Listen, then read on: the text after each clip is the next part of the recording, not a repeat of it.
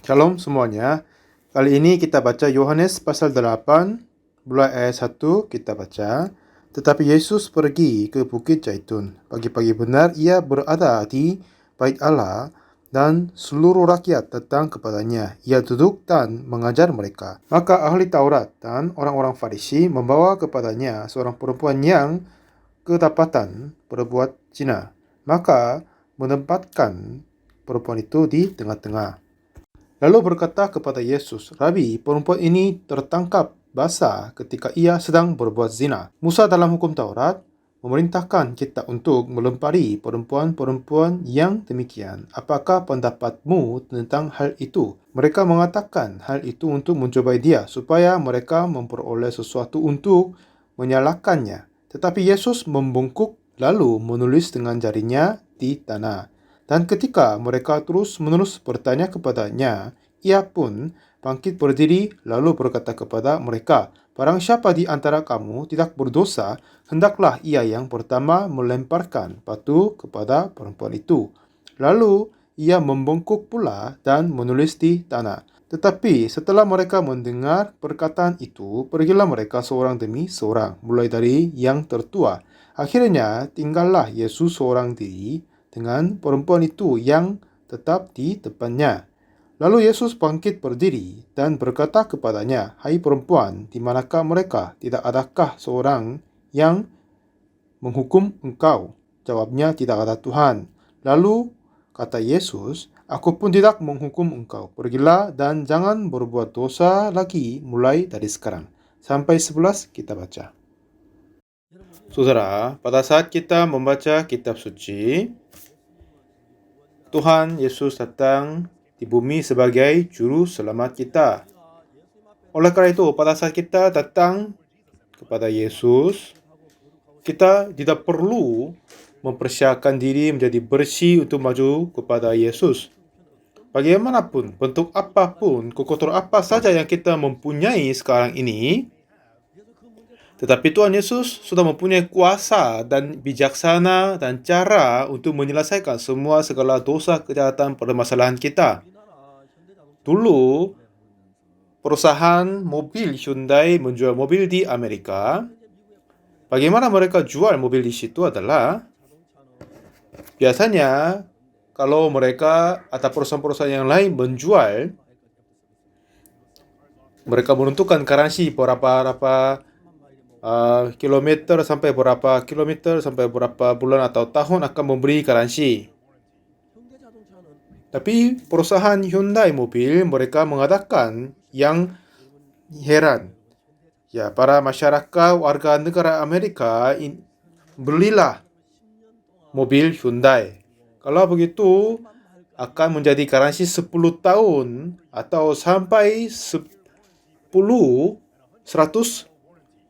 ribu kilometer. Tetapi kalau Amerika tinggi harga untuk upahan orang. Jadi kalau ada kerusakan mobil, ya membayar untuk tenaga itu lebih mahal dari spare part. Jadi orang-orang tadi perusahaan Hyundai mereka berpikir banyak sekali untuk hal itu. Jadi pemilik Hyundai mobil namanya Jong Monggu, dia sedang memimpin perusahaan itu. Jadi dia mau membuat mobil yang tidak akan merusak. Tapi apakah itu bisa jadi enggak? Di mana mobil yang tidak rusak? Itu tidak masuk akal. Ada yang berkata begitu.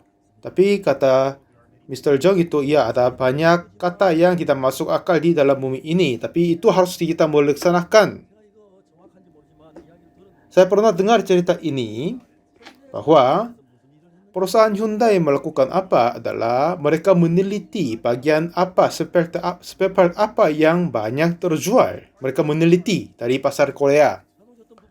Kalau ada kerusakan mobil, ada yang datang ke pusat dan membeli spare partnya. Kalau melihat dan bagian penjualan spare part dan meneliti data-data, langsung bisa menemukan spare part apa yang paling banyak terjual.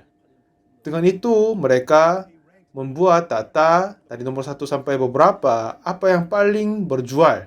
Maksudnya, spare part banyak terjual adalah ini sering rusak. Kenapa barang-barang ini, spare part ini rusak sering? Mereka menelitinya. Awalnya mereka berpikir, ya, mobil tidak rusak itu tidak masuk akal. Ya, inilah mesin pasti akan menjadi kadang rusak. Pasti ini terjadi. Tetapi mobil yang tidak merusak, ya itu tidak mungkin kiranya.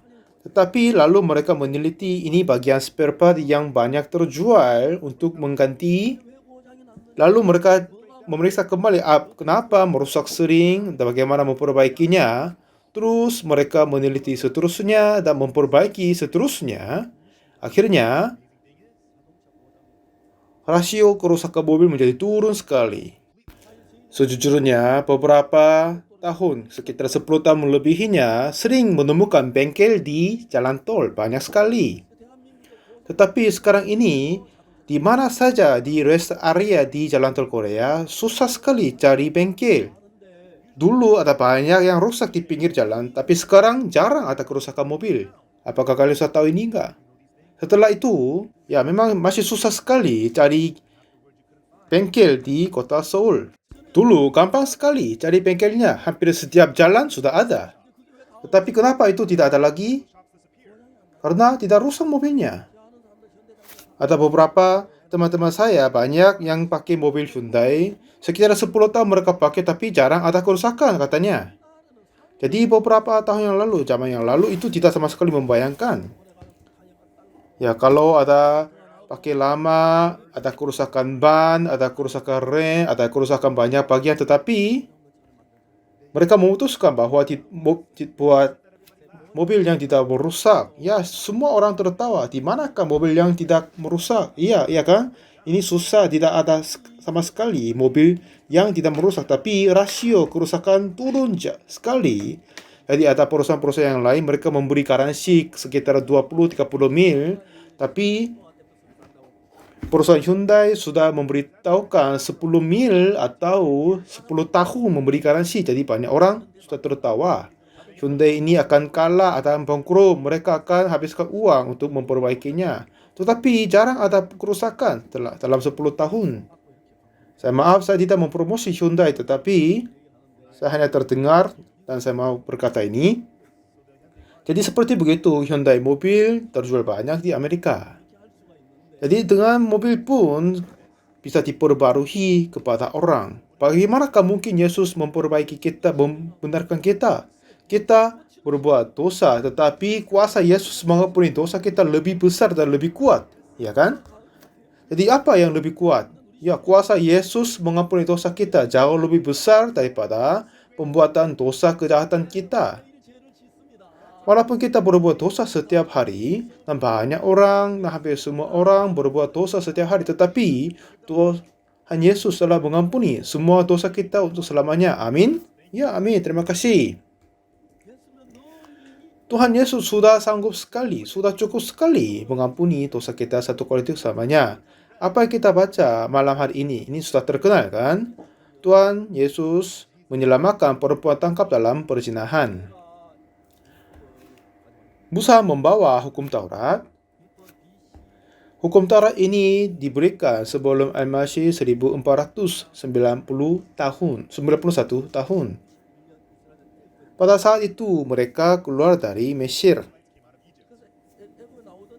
Itulah tahun yang mereka keluar dari Mesir. Ini diperiksa dari sejarah-sejarah Mesir dan dapat waktunya itu. Pada saat mereka keluar dari Mesir dan berjalan di padang gurun, dulu mereka tinggal di dalam Mesir, mereka harus mentaati kepada undang-undang Mesir. Bagaimana undang-undang Mesir? Kalau mereka melahirkan anak laki-laki, harus melempar anaknya di sungai Nil. Kalau tentara-tentara memeriksa yang baru melahirkan anak, kalau anak ini perempuan atau laki-laki diperiksa dulu. Pada saat itu saya berpikir bahwa kalau mengutuk polisi datang dan ibu ini menggendong anak dan mau menyembunyikan, anak terus menangis, tapi akhirnya menangkap dari polisi, dikejarnya.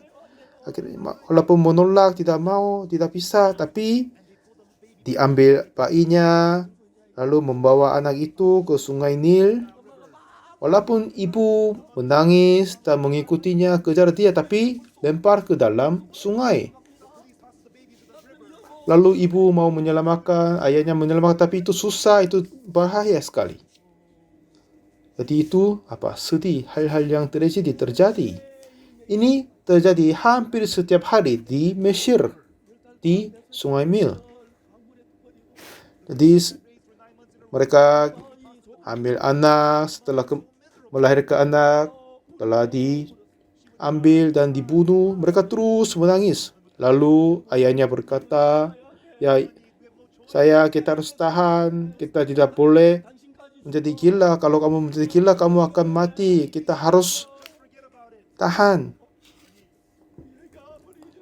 Jadi istrinya berkata, bagaimanakah kita hidup tanpa anakku ini? Bagaimanakah kita hidup? Bagaimanakah kita lupa anakku ini? Jadi kehidupan mereka sedih dan terjadi berulang terusnya di Sungai Nil seterusnya. Betapa sedihnya hari itu. Betapa sedihnya kan?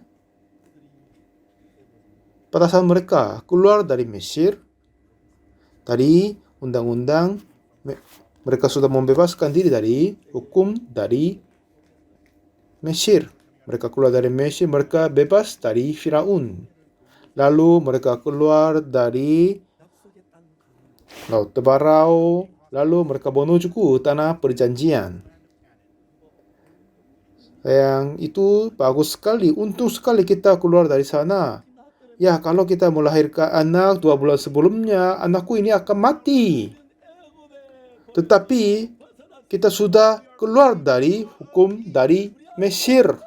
Kami dapat anak laki-laki. Anak laki-laki tidak perlu mati. Kalau dia lahir 2 bulan sebelumnya, dia harus mati di Sungai Nil, tapi tidak. Pekerjaan hal ini terjadi kepada orang-orang Israel. Jadi mereka bebas diri daripada hukum dan undang-undang dari Mesir. Jadi mereka tidak sama sekali terhubung dengan undang-undang Mesir. Setelah mereka keluar dari Mesir, datang di padang gurun Sinai. Pada Yusuf datang di Mesir menjadi penguasa di sana. Lalu dia panggil sekeluarga sama ayahnya sampai ke Mesir. Dan Yusuf memberikan tanah yang terbaik kepada keluarganya. Itulah namanya Gosen di sekitar Sungai Nil. Di daerah-daerah Gosen itulah tempat tinggal orang-orang Ibrani. Selama 430 tahun mereka tinggal di sana. Awalnya mereka pergi ke situ karena Yusuf nanti menjadi perbudakan, terasa susah sekali. Tetapi Tuhan mau menyelamatkan, memerdekakan orang-orang Ibrani dari undang-undang Mesir. Jadi kalau mereka melahirkan anak, tidak perlu dibunuh, dilemparkan di Sungai Nil. Jadi betapa bahagia itu kan? Jadi mereka baru keluar dari Mesir, dari bebas dari undang-undang Mesir. Jadi Tuhan lalu mau memberikan hukum Taurat yang baru. Jadi Tuhan bertanya kepada masyarakat Israel, aku akan memberi hukum kepadamu, kalau kamu berbuat baik akan diberkati, kalau tidak akan terkutuk. Apakah ini baik kepadamu? Semuanya berkata, oke, baik Tuhan, kami akan melaksanakannya. Lalu Tuhan berjanji kepada mereka. Jadi ini bisa berkata perjanjian dan boleh dikata hukum Taurat. Sesungguhnya ini adalah hukum Taurat karena melalui perjanjian. Kalau berbuat menjaga diberkati, kalau tidak dikutuk, seperti janji begitu. Tetapi di dalam kehidupan mereka semua melanggarkan hukum Taurat. Mereka tidak lagi dilempar anaknya, tetapi mereka terkutuk. Setelah Yesus datang di bumi ini, itulah saatnya sekitar hukum Taurat tentang 1500 tahun orang-orang terikat dengan hukum Taurat. Jadi hari ini pada saat Musa berada di dalam Musa, hukum Taurat yang dia terima menjajahi kepada orang-orang Ibrani, dan dengan itu boleh berkata hukum Musa dan boleh berkata hukum Taurat dan juga boleh berkata perjanjian. Kenapa ini berkata perjanjian? Pada saat Tuhan memberi hukum Taurat ini, Tuhan memberi janji sama dengan kita manusia. Kalau menjaga diberkati, kalau tidak dikutuk. Orang memberi jawab kembali, kami akan melakukan. Ya, kamu sudah berjanji, ya kan? Sudah berjanji ya. Jadi Tuhan sama manusia berjanji. Nah, tapi mulai saat itu orang-orang Ibrani melanggarkan hukum Taurat. Setiap kali mereka melanggar hukum Taurat dan terima kutuk. Pada saat Musa membawa dua batu loh hukum dan turun ke kaki gunung, tetapi banyak orang menunggu di kaki gunung untuk Musa, tapi sudah lama sekali menunggu, tidak pulang. Jadi kiranya Musa sudah mati, siapakah yang memimpin kita? Jadi mereka membawa Allah yang memimpin diri, jadi mereka membuat lembu emas. Setelah dibuatnya, mereka bernyanyi dan senang-senang di sana. Itulah saatnya Musa datang di kaki gunung dengan membawa batu hukum Taurat, lalu mematahkannya. Karena kalau mereka menemukan hukum Taurat, pasti mereka mati semua. Jadi oleh karena dosa perbuatan lembu emas, 3.000 orang mati di saatnya. Oleh karena janjinya, orang Israel harus dikutuk karena melanggarkan hukum. Tetapi Tuhan memberitahukan bagaimana menerima pengampunan dosa. Kalau seseorang berbuat dosa dan mau menerima pengampunan dosa, harus membawa kambing betina dan meletak kedua tangan di atas kepala korban, lalu menyembelih. Dengan itu membubuk darah di atas tadutan dan mezbah, lalu membakar sisanya. Jadi inilah bagaimana dia menerima pengampunan dosanya. Jadi setiap saat mereka berbuat dosa, harus membawa kambing domba, menyembelih dan dapat diterima pengampunan. Tuhan mengajar ini sebuah ajaran kepada mereka, karena anak domba Allah Yesus Kristus akan datang dan kematiannya dosa kita akan dihapuskan. Ini maksud Tuhan untuk cerita ini. Kalau kita memahami cerita ini lebih gampang, coba kita cari Roma pasal 8. Roma pasal 8 ayat 1 dan kedua. Roma pasal 8 ayat 1 berkata, demikianlah sekarang tidak ada penghukuman bagi mereka yang ada di dalam Kristus Yesus. Sekali lagi, tidak ada penghukuman bagi mereka yang ada di dalam Kristus Yesus. Ya kan? Jadi maksudnya Tuhan berkata kepada orang-orang Israel yang bangsanya mereka berbuat dosa. Mereka harus jatuh ke dalam kebinasaan. Karena Tuhan telah berjanji dalam hukum Taurat, jadi sesuai dengan janjinya harus terkutuk dan dibinasakan. Dan tidak sama sekali ada yang tidak melaksanakan hukum Taurat. Jadi semuanya akan dibinasakan. Akhirnya apa yang Tuhan bekerja adalah karena Tuhan mengasihi kita, akhirnya apa yang Dia mau menciptakan adalah membuat perjanjian baru. Dia mengatakan hukum yang terbaru. Dulu saya kurang tahu hal ini. Banyak orang membaca kitab, mereka hanya melihat dan percaya dan mengetahui dan bagiannya, jadi ini menjadi salah paham. Tapi saya untuk memahami seluruhnya, saya terus membaca dari Kejadian sampai Wahyu banyak sekali. Membaca 1, 2 kali, 10, 20, 30 kali lebih, 40 kali lebih membaca. Setelah saya habis membaca sekitar 30 kali, saya dapat melihat gambar yang struktur dari kitab suci. Setelah baca 40, 50, 60, 70 lebih, baca terusnya. Yang heran yang saya merasa adalah Tuhan mau mempunyai rencana yang terindah menyelamatkan kita dari dosa. Jadi dari kejadian dari kitab suci sampai terus Tuhan telah menubuatkan bahwa Yesus Kristus akan datang.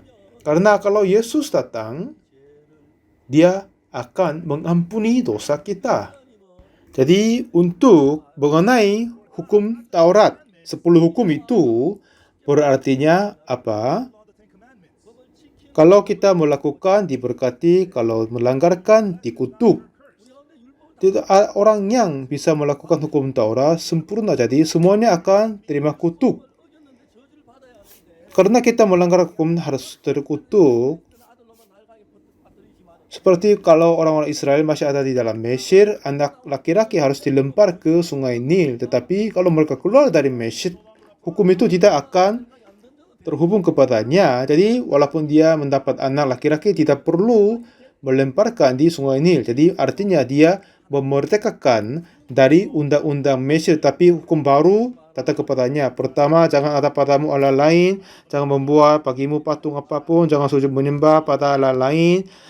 Ingatlah dan kuduskanlah hari Sabah, hormatilah ayahmu dan ibumu, jangan membunuh, jangan berzina, jangan mencuri, jangan mengucap saksi dusta tentang sesamamu, jangan mengingini.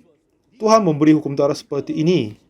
Kalau seseorang melakukan ini akan diberkati, kalau tidak akan dikutuk. Inilah janji Tuhan dengan kita manusia. Tapi orang Israel tidak tahu hal ini, jadi berjanji kami akan melaksanakannya. Janji ini tidak dapat dijaga.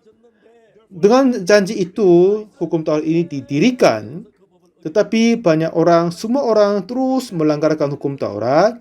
Jadi semua orang harus menerima kutuk dan harus dibinasakan. Tidak ada cara yang lain.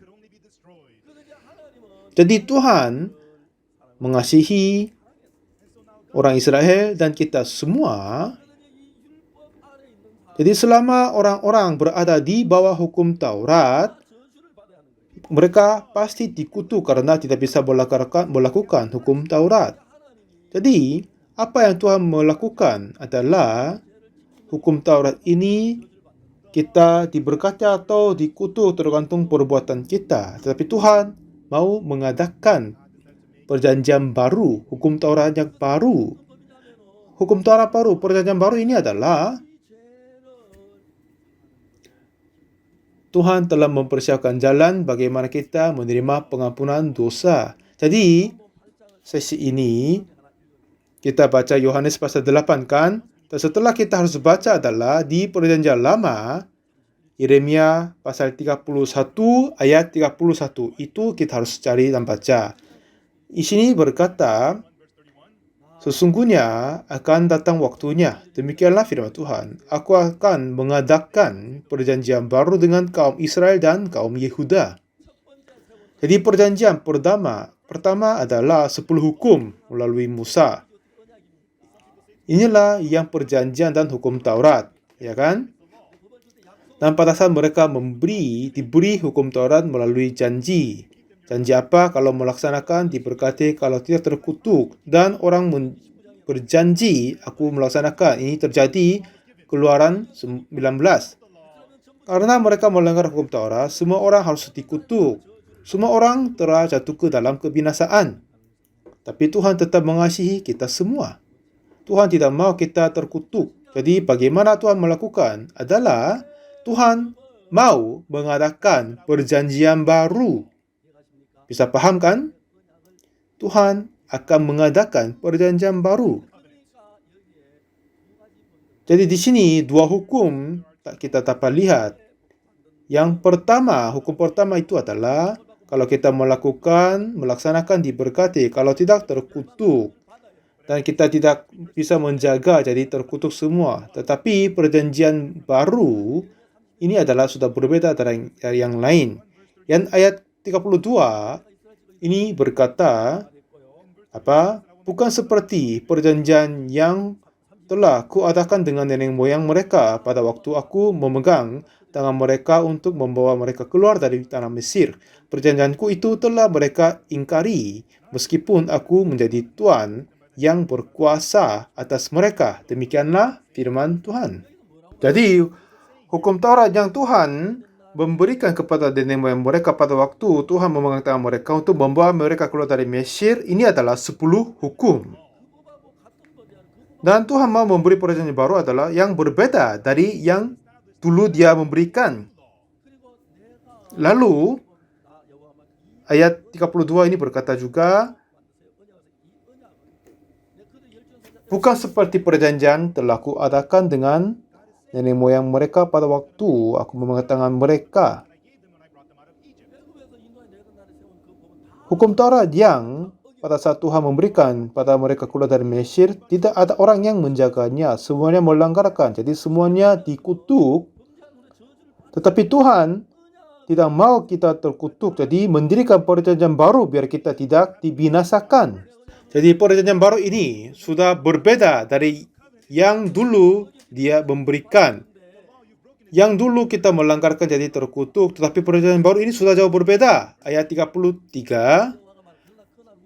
Tetapi beginilah perjanjian yang kuadakan dengan kaum Israel sesudah waktu itu, demikianlah firman Tuhan, aku akan menaruh Tauratku dalam batin mereka dan menuliskan dalam hati mereka, maka aku akan menjadi Allah mereka dan mereka menjadi umatku. Jadi hukum pertama menulis di atas batu dengan jari Tuhan. Tuhan telah menulis dengan jarinya di atas batu, tetapi perjanjian baru hukum kedua ini tidak akan tulis di atas batu, tetapi menaruh Taurat di dalam batin kita dan menuliskan dalam hati kita. Jadi maksudnya, hati kita adalah yang bisa menyimpan perjanjian baru di dalam hati kita. Memang kalau kita mempunyai hati keinginan hawa nafsu, keluarlah perzinahan. Tetapi setelah kita menerima hati Yesus Kristus, hati kita mengarahkan sesuai dengan hati Yesus Kristus. Seperti Tuhan telah menulis perjanjian baru pertama ke batu. Kalau melanggarkan itu akan dikutuk. Tetapi perjanjian baru yang kedua ini sudah berbeda. Yang penting adalah ayat 34. Dan tidak usah lagi orang mengajar sesamanya atau mengajar saudaranya dengan mengatakan kenallah Tuhan. Kenapa? Karena telah menulis di dalam hati mereka. Jadi semuanya akan tahu dan kenal Tuhan. Dan lebih penting dari ini adalah kata selanjutnya. Kita semua berbuat dosa harus dihukum. Tetapi di sini kata Tuhan adalah apa? Demikianlah firman Tuhan. Sebab aku akan mengampuni kesalahan mereka dan tidak lagi mengingat dosa mereka. Di sini katanya apa? Dulu kita berbuat dosa karena kita berada di bawah hukum Taurat yang pertama. Kita berbuat dosa, kita harus dikutuk dan dihukum. Tetapi perjanjian baru ini, pada saat kita berbuat dosa, Tuhan yang mengampuni kesalahan dan dosa kita dan tidak lagi mengingat dosa kita. Ini kata Tuhan, ya kan? Dia sudah berjanji itu. Tetapi Tuhan tidak menyebutkan kapan mengadakan perjanjian ini. Pada saat Tuhan menulis Yeremia 31, perjanjian baru masih belum diadakan. Masih mereka berada di dalam hukum Taurat. Kalau mereka berbuat dosa, melemparkan batu dan mati, inilah mereka hidup di bawah hukum Taurat. Tapi akan datang waktunya, aku akan mengatakan perjanjian baru, katanya. Perjanjian itu adalah sebab aku akan mengampuni kesalahan mereka dan tidak lagi mengingat dosa mereka. Demikianlah firman Tuhan. Kapan Tuhan mendirikan mengatakan ini masih kita kurang tahu. Tetapi pada akan datang waktunya Tuhan akan mengadakan perjanjian baru ini. Perjanjian baru ini adalah Tuhanlah yang mengampuni kesalahan kita dan tidak lagi mengingat dosa kita. Inilah perjanjian terbaru dari Tuhan. Pertama, hukum pertama itu kita berbuat dosa, kita harus dihukum diri. Tetapi perjanjian kedua yang baru ini, walaupun kita berbuat dosa, Tuhan akan mengampuni dan tidak lagi mengingat. Inilah perjanjian baru. Dan waktunya berlalu, Tuhan Yesus datang di bumi ini. Setelah dia datang di bumi ini, tinggal selama 33 tahun. Pada saat dia mengajar sesuatu di bait Allah, ahli Taurat dan orang-orang Farisi membawa perempuan yang ditangkap dalam perzinahan dan berkata, Guru, perempuan ini ditangkap dalam perzinahan. Dalam hukum Musa melempar perempuan demikian. Apakah pendapatmu tentang hal itu? Tuhan Yesus menunggu saat ini. Kenapa? Pada saat Yesus datang di bumi ini untuk menyelamatkan kita dari dosa kita.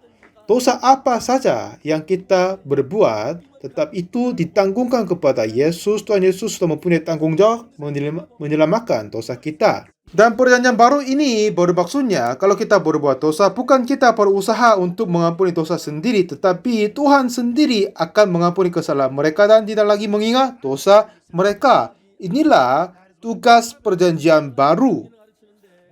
Pada saat Tuhan Yesus mengajar kepada orang-orang di Bait Allah dan ahli Taurat dan orang Farisi berkata, Rabi, perempuan ini tertangkap basah ketika dia sedang berbuat zina. Musa dalam hukum Taurat memerintahkan kita melempari perempuan-perempuan demikian. Hukum Musa adalah hukum pertama.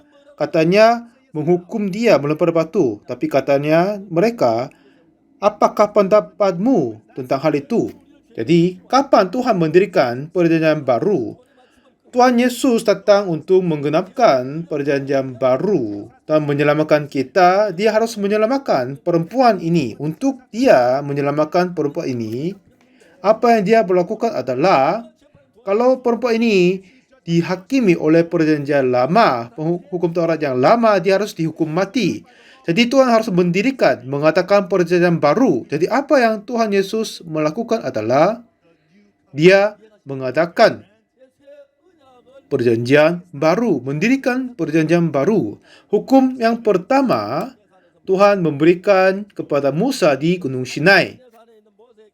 Pada saat Tuhan memberikan Musa dua batu dengan tulis oleh jarinya. Jadi hukum Taurat pertama ini, kalau dia berbuat dosa, tidak sama sekali ada anugerah, tetap dibunuh dan dihukum mati. Tetapi perjanjian baru itu adalah apa? Kalau seseorang berbuat dosa, siapa yang mengampuni?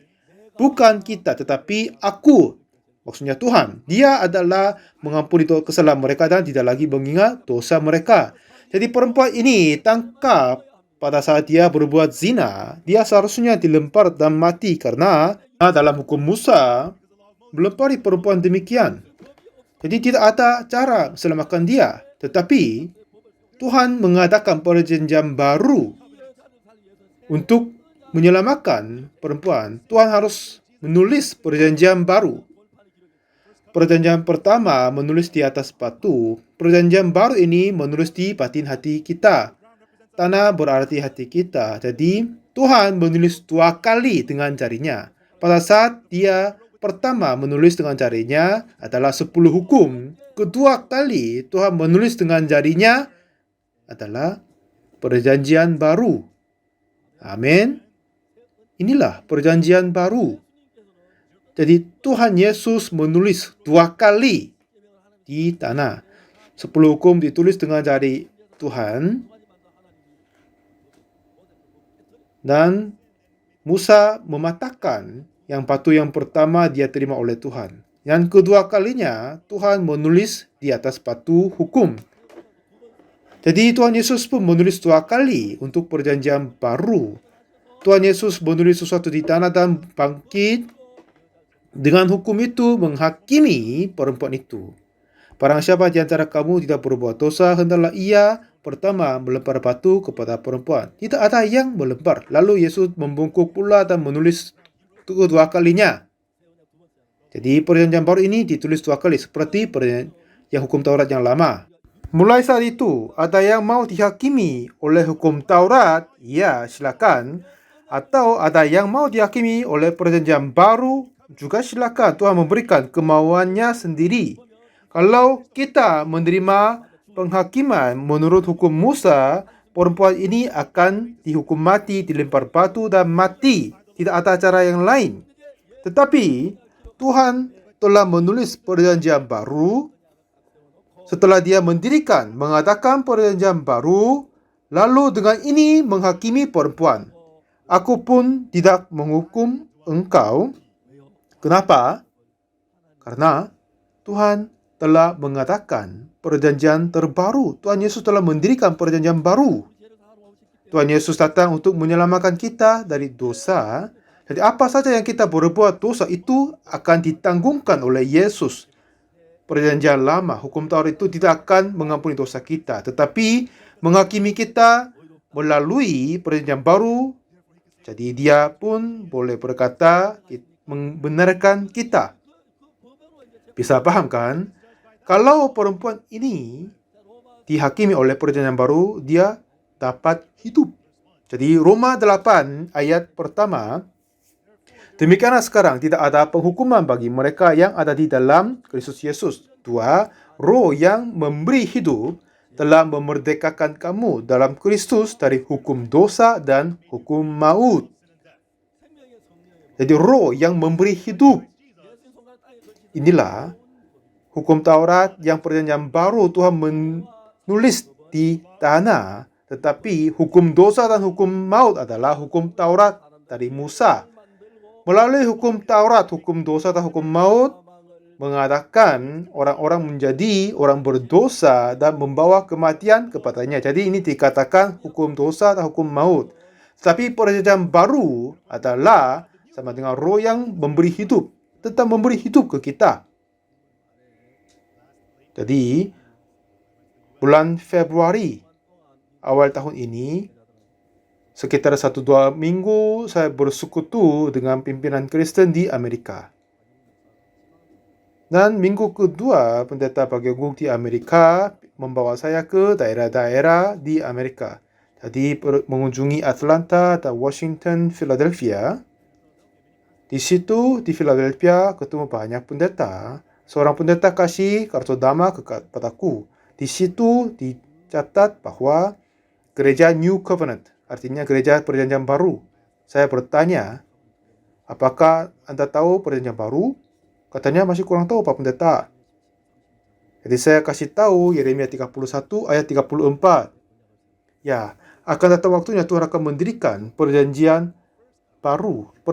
Hukum Taurat yang pertama, kalau berupa dosa dihakimi olehnya. Kalau mereka mentaati hukum Taurat akan diberkati. Kalau tidak, dikutuk. Tapi perjanjian baru, apa saja dosa yang mereka berbuat, tetapi Tuhan akan mengampuni kesalahan dan tidak lagi mengingat dosa kita. Inilah perjanjian baru, perjanjian kedua. Jadi oleh karena hukum Taurat ini, banyak orang terus mati. Setelah membuat lembu emas, dibunuh 3.000 orang, mengumpul kayu di hari Sabat, dihukum mati. Dengan ini dan yang lain terus ada hukuman mati. Karena orang tidak dapat melakukan hukum Taurat, jadi kutuk terus terjadi kepadanya.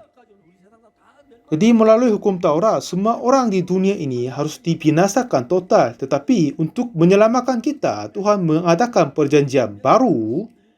Yeremia 31 ayat 34 berkata, firman Tuhan berkata ini, demikianlah firman Tuhan, sebab aku akan mengampuni kesalahan mereka dan tidak lagi mengingat dosa mereka. Inilah perjanjian baru. Jadi perempuan ini tangkap dalam perzinahan. Kalau dihakimi oleh perjanjian lama hukum Taurat, di situ tidak ada anugerah, tidak ada kasih. Jadi harus dibinasakan, harus terkutuk. Tetapi untuk menyelamatkan dia, Tuhan Yesus, apa yang dia melakukan adalah dia harus mengganti hukum Taurat. Jadi dia harus menulis perjanjian baru. Jadi seperti Yeremia 31 sampai 34, aku akan mengampuni kesalahan mereka dan tidak lagi mengingat dosa mereka. Seperti begitu, melalui hukum Musa, dia tidak boleh berbuat zina, tapi dia berbuat zina. Jadi dia harusnya hukuman mati. Tetapi dalam hukum Taurat baru, perjanjian baru dalam Yesus, Tuhan mengampuni dosa mereka dan tidak lagi mengingat dosa mereka. Jadi dia bisa hidup.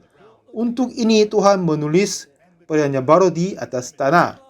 Dengan perjanjian baru ini menghakimi perempuan. Jadi berkata, aku akan mengampuni dosa mereka dan tidak lagi mengingat dosa mereka. Tuhan Yesus mati di atas kayu salib. Dengan itu, dia akan mengampuni semua dosa dan kesalahan kita. Aku pun tidak menghukum engkau. Dengan ini Tuhan selamatkan perempuan tangkap dalam perzinahan. Tidak hanya perempuan itu, tetapi kita semua. Kalau kita terhadap hukum Taurat, kita telah melanggarkan, jadi dihukum mati. Jadi Tuhan mengadakan perjanjian baru kepada kita. Perjanjian baru kepada kita itu adalah, aku akan mengampuni kesalahan mereka dan tidak lagi ingat dosa mereka. Demikianlah firman Tuhan. Jadi kalau Tuhan tidak mengampuni dosa dan kesalahan kita, Tuhanlah yang melanggarkan perjanjian baru. Jadi Tuhan sendiri menjadi berdosa. Jadi Tuhan sendiri menjaga kebenaran dan kekudusan. Jadi Tuhan Yesus mati di atas kayu salib. Dengan itu mengampuni semua dosa kita satu kali untuk selamanya. Lalu berkata, aku akan mengampuni kesalahan mereka dan tidak lagi mengingat dosa mereka. Jadi saudara, sejak kecil saya juga mengikut gereja, tetapi melakukan banyak dosa dan kejahatan. Dan selalu takut karena dosaku. Saya sudah tahu bahwa aku akan ke neraka. Tetapi setelah saya membaca kitab satu ayat demi satu ayat, saya belajar seterusnya. Lalu belajar persembahan kurban karena dosa. Dan akhirnya mengetahui Tuhan Yesus menanggung dosaku. Itu saya dapat. Lalu Tuhan Yesus mengatakan perjanjian baru. Dia menulis sesuatu di atas tanah. Banyak orang bertanya, apa yang Yesus menulis di tanah? Itulah saatnya Tuhan mengatakan bernulis tentang perjanjian baru. Kalau perempuan ini dihakimi oleh hukum Musa, dia harus dihukum mati. Tetapi oleh karena Tuhan Yesus mengadakan perjanjian baru dan menghakimi perempuan dengan perjanjian baru, jadi aku pun tidak menghukum engkau. Ini kata Yesus. Tuhan tidak hanya menghakimi perempuan ini dengan perjanjian baru, tetapi saya sendiri dengan Anda semua dan kita semua untuk menyelamatkan kita semua dari dosa. Tuhan mengadakan perjanjian baru dan menghakimi kita melalui perjanjian baru. Jadi Tuhan berkata kepada kita seperti berkata kepada perempuan, aku pun tidak menghukum engkau. Jangan berbuat dosa mulai dari sekarang. Sesi berikutnya saya akan menjelaskan berkhotbah tentang persembahan kurban karena dosa. Roma 8 ayat 1 berkata, tidak ada penghukuman bagi mereka yang ada di dalam Kristus Yesus. Roh yang memberi hidup telah memerdekakan kamu dalam Kristus dari hukum dosa dan hukum maut. Inilah yang indah sekali. Di dalam penjara ada seorang muda. Orang ini tidak bisa ditangani oleh yang lain. Satu ketika, dia mendapat tugas di dalam penjara untuk membakar kayu di tempat sampah dengan tongkat yang besi. Dia dorong kayu dan membakar itu. Satu ketika dia dapat berpikir, dia mau membuat pisau. Jadi lalu dia memasukkan tongkat ke dalam api, lalu masukkan ke dalam golongan di dinding dan tarik turun, lalu sekitar 10 cm terpotong dan sembunyikan di bawah tanah. Tidak sama sekali ada yang tahu. Mulai saat itu, setiap saat dia bakar kayu di situ, dia berusaha membuat pisau dengan sepotong besi itu. Sekitar 1 bulan dia menggilingnya, itu menjadi pisau yang tajam sekali. Jadi dia sembunyikan di dalam sakunya. Lalu ada yang penjaga berjalan, lalu dia tangkap dia. Lalu dia menempatkan pisau di lehernya. Ada apa? Ada apa? Oh ya, bukan apa-apa. Aku tidak suka dunia ini. Saya mau pergi ke dunia berikutnya. Jadi saya mau memutuskan akan mati. Tapi saya tidak mau berjalan sendiri. Mari kita bersama-sama pergi ke situ. Jadi membawa penjaga ke dalam sel kosong dan dikunci dalam. Jadi disuruh datang kepala penjara, disuruh datangkan menteri hukum. Lalu saya akan buka pintunya dan dia tetap menguncikan pintu itu dan menyembunyikan diri di sana. Ya, hal-hal yang terjadi kan, ada kemungkinan seorang penjaga sempat dibunuh. Jadi pada hari waktu jam 3 pagi mereka hampir mau tidur, penjaga-penjaga mereka membawa kayu yang besar lalu memukul tembok sampingnya, jadi temboknya terhancur.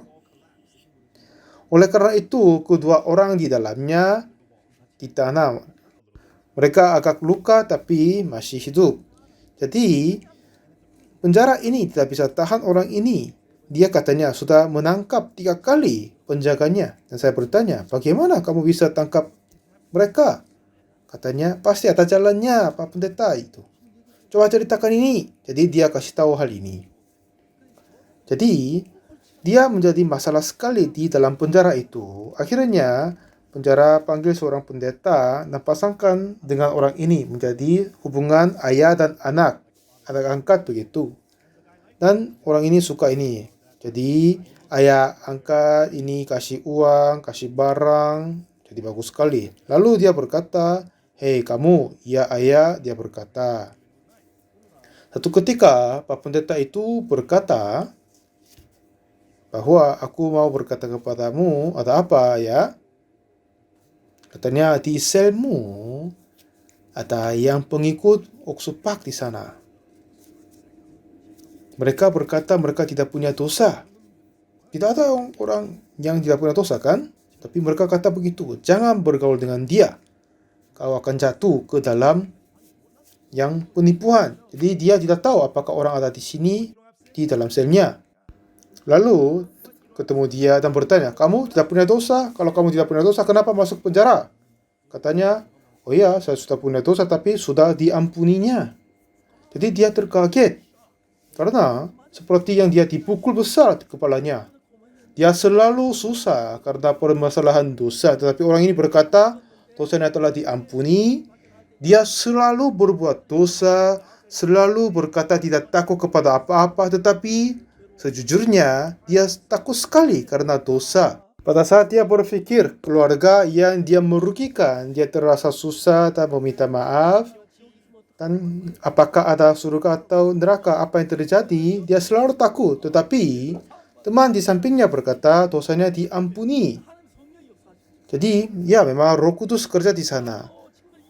Ya, orang ini mengingini sekali, aku pun ingin sekali mengampuni dosaku ini. Aku ingin menerima pengampunan dosa. Hati ini muncul dalam hatinya sendiri. Lalu dia bertanya, bagaimana kamu terima pengampunan? Jadi dengan membuka Alkitab, mengajar ini dan yang lain. Tapi orang ini tidak sama sekali pernah dengar firman Tuhan. Jadi tidak bisa mengerti apa maksudnya. Lalu aduh tidak sama sekali bisa mengerti. Coba ulang lagi. Wah, kamu kenapa? Apa masalahmu? Tidak bisa mengerti. Bagaimanapun dia berusaha mendengar, tapi tidak bisa mengerti. Dia hampir gila sepertinya. Dia berdua berbuat dosa, tetapi satu orang ini telah diampuni, tapi aku ini tidak bisa. Jadi akhirnya orang ini kasih satu buku. Ini buku yang saya tulis. Ini bagaimana aku terima pengampunan dosa. Setelah dia membaca buku, dapat dipahami. Jadi mulai saat itu dia terus membaca buku itu. Menjadi malam tengah, semuanya tertidur, dia sendiri bangun dan membaca buku. Setengah malam, sudah menjadi pagi-pagi, dia sakit hati karena tidak bisa paham satu bagiannya. Apakah saya tahan untuk besok pagi? Oh, tidak bisa. Jadi dia bangunkan temannya. Hai, minta maaf. Apa artinya ini? Lalu ya dia jelaskan sedikit. Saya minta maaf. Tolong jelaskan ini. Ini artinya apa dan ini, dan dia jelaskan. Oke, baik. Terima kasih. Coba kamu tidur. Ini berulang 2-3 kali malam itu. Mulai sore dia membaca terus. Dia sudah lupa makan dan yang lain karena dia ingin sekali menerima pengampunan dosa. Tanpa tidur dia baca seterusnya. Besok pagi matahari terbit, dia menemukan apa? Bisa percaya dosanya telah dihapuskan. Sudah tidak ada dosa lagi. Aku telah diampuni. Benar sekali, Tuhan telah mengampuni dosaku di atas kayu salib. Aku tidak lagi orang berdosa, telah dihapuskan. Bagaimana aku menjadi orang berdosa lagi? Pendamaian sesungguhnya datang di dalam hatinya. Ya, aku terima pengampunan dosa. Dosaku yang besar telah dihapuskan. Tuhan, terima kasih banyak sekali. Itulah saatnya tertinggal 3 bulan masa penjara dari 16 tahun hukuman. Setelah dia melihat orang-orang pimpinan agama, mereka adalah yang rajin sekali. Pimpinan agama Buddha, Kristen, dan Katolik, mereka adalah orang-orang yang terbaik dan rajin. Mereka adalah orang yang baik seperti yang rasul. Tetapi kalau mereka keluar dari penjara, mereka berkata, aku sudah mencuci tangan, tapi beberapa saat lagi mereka balik ke penjara. Dan orang ini juga berkata, ya, kalau saya keluar pasti akan balik kembali di penjara. Jadi, semua orang berpikir dan sudah balik ke penjara, tetapi aku ini tidak suka balik lagi. Aku tidak mau balik ke penjara lagi. Tetapi cara bagaimana dia tidak tahu. Dengan caranya sendiri, tidak bisa menahan diri. Karena yang orang kelihatan terbaik pun masuk. Jadi dia butuh seseorang yang memimpin dia. Jadi pendeta yang lama itu sudah jauh, jadi tidak bisa menghubung dia. Jadi lalu dia tulis surat kepadaku dan saya menghubungi kepadanya. Kalau kamu keluar dari penjara, datang kepadaku. Jadi saya kasih alamat gerejaku. Setelah dia keluar dari penjara, tidak ketemu yang lain-lain, langsung datang di gerejaku. Saya suruh dia tinggal di dalam gerejaku atau kamar yang kosong. Selama 1 tahun dia tinggal di dalam gereja saya, dia merasa bahagia sekali. Dia terasa bahagia sekali.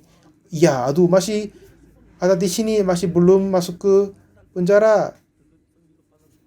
Ada yang cepat 1 minggu, ada yang lambat 1 bulan sampai 1 tahun. Mereka semua balik ke penjara, tetapi dia tidak masuk ke penjara lagi. Ia bahagia sekali. Ia sudah berjalan 6 bulan, 1 tahun tidak balik ke penjara. Masih ada di sini. Setelah 1 tahun kemudian, saya suruh dia masuk ke STT. Setelah dia belajar di sekolah teologi, pada saat dia lulus, sekeluarga datang dan mereka berterima kasih kepada kami. Lalu dia menikah dengan gadis yang cantik dan melahirkan anak laki-laki dan menjadi pendeta. Dia hidup tetap berbahagia sekali. Dulu kami ke Kenya. Dia mengelilingi semua penjara di Kenya dan mengajar khotbah penginjilan di situ. Dan lalu mereka donasi televisi di semua penjara, lalu melalui broadcasting, melalui saluran memberi kuliah umum mind education di situ. Jadi narapidana yang dihukum seumur hidup, mereka tidak sama sekali bisa keluarkan setelah mereka diajar teologi, lalu dia mengangkat sebagai pendeta di situ. Lalu mereka yang mengajar firman Tuhan di dalam penjara. Lalu presiden dari Kenya pun terdengar dan menghargai keturunan rasio pembuatan kejahatan ulang, lalu menyerahkan kepada kita mengajar pegawai negeri dan anak-anak muda. Kami sudah siap semuanya. Tinggal selesai pandemi ini, kami akan datang dan membantu pendidikan Kenya, Tanzania, negara sekitarnya. Seperti begitu, Tuhan telah mengampuni dosa kita. Dan itulah senang sekali banyak orang hidup untuk Tuhan. Banyak orang menjadi hamba-hamba Tuhan. Dulu mereka semua berada di dalam dosa dan kejahatan, tetapi sekarang melayani Tuhan dengan kebahagiaan. Mereka mengelilingi banyak penjara-penjara di dunia dan ajar mereka. Karena orang ini bukan tidak lagi orang yang lama. Setelah firman Tuhan masuk ke dalam hatimu dan dia percaya firman Tuhan, Tuhan bekerja di dalam hatinya. Orang ini sungguh berubah.